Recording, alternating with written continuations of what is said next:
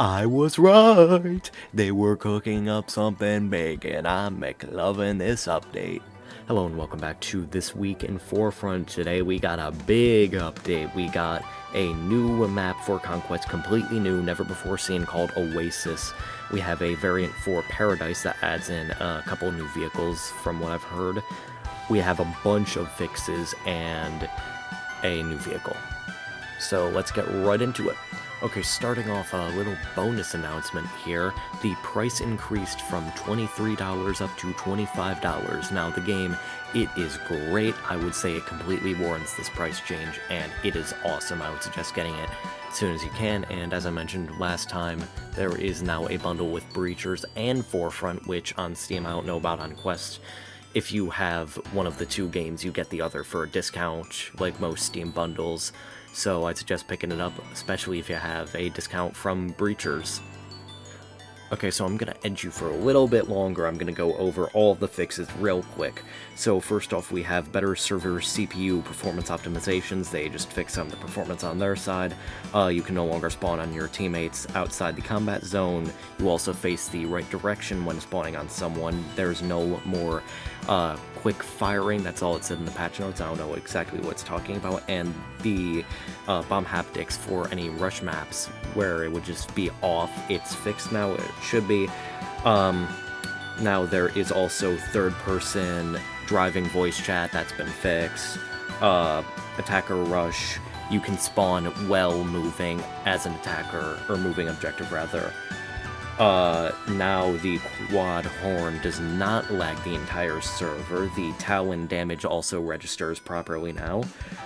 And weapons do not jam after parachuting. Claymores also do not stay anymore, as well as the sniper scope being fixed if you are using a virtual stock, as well as, and on the topic of Claymores, the gadgets no longer trigger it to activate. Your RPG shots no longer ricochet off your teammates. The objective can no longer hide C4s on Rush. I used to do that a lot with the second stage A on Mauritania. Nobody would ever see it coming.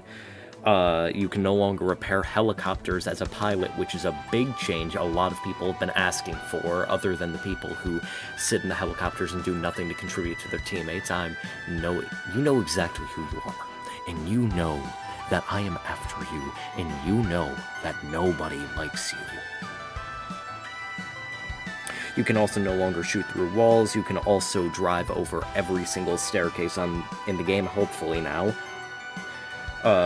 Siberia's Conquest Skybox has also been fixed, as well as Mauritania's reflection mapping also displaying properly from certain heights, and the tank HUD has been fixed, and flares, the return sound that they played last update, they are completely fixed. So let's get on to the part you're here for, that being the additions of the update. Okay, so we're starting off with a big one that I did not include in the preview, just to make sure that you were staying engaged while you were here. Now the game remembers the last class you played across matches, so now it doesn't default you to Assault, it defaults you to whatever class you last played, which is huge. There's also performance metrics for server connections and stuff like that.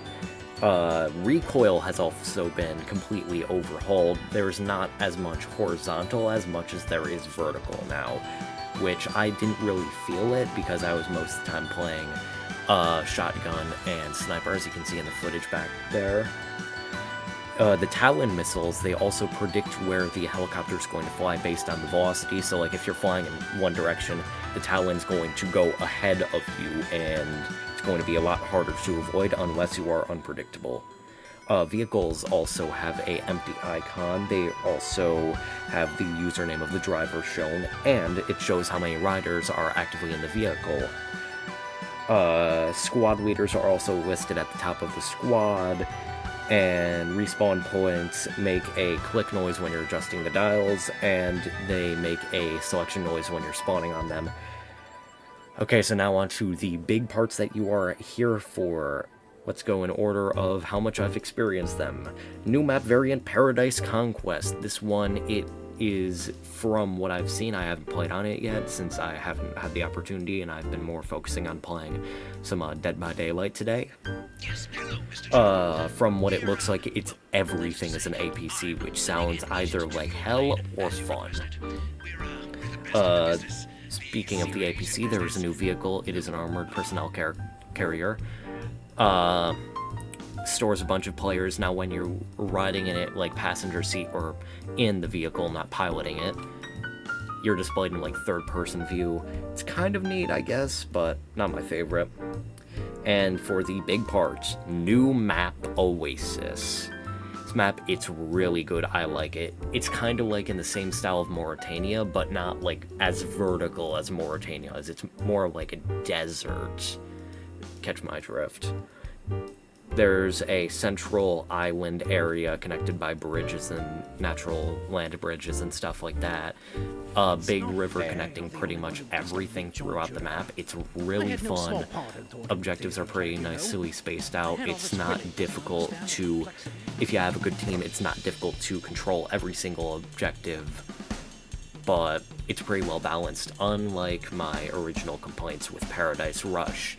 Hopefully they address the Paradise situation. Just saying. And for the clip of the day, I'm gonna play it right now after doing the outro, so have a good rest of your day or night, or whatever you're watching this. I'm out of here. Time for the clip of the day. Yo, how did that light post? How that so strong?